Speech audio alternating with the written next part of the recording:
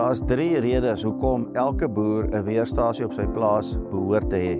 Die eerste rede is, ons skakel hierdie Metos weerstasie in saam met Meteo Blue, saam met die weervoorspelling, en dit gee vir ons 'n hipergelokaliseerde weervoorspelling, wat dan vir jou in staat stel om die volgende 7 dae baie goed te beplan, na aanleiding van wat die weer gaan doen.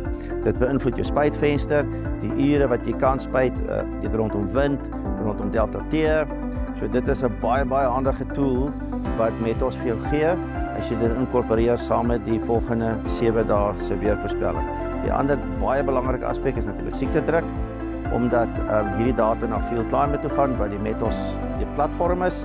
Daar kan ons verskillende siektemodelle aktiveer, na aanleiding van wat se gewas ons mee werk, in hierdie geval is dit tafeldrywe. En dan die baie belangrik ook geskiedkundige data, om te verstaan, hoekom het die oes gedoen wat hy gedoen het. Het sy goed of sleg? Absolute belangrike gereedskapstuk vir adviseurs wat in die gewasbeskermingsomgewing werk. 'n Spesiale tool wat vir jou insig gee in hoe gaan die week lyk en hoe moet ek my gewasbeskermingsprogram aanpas na aanleiding van wat die weer vir my toelaat.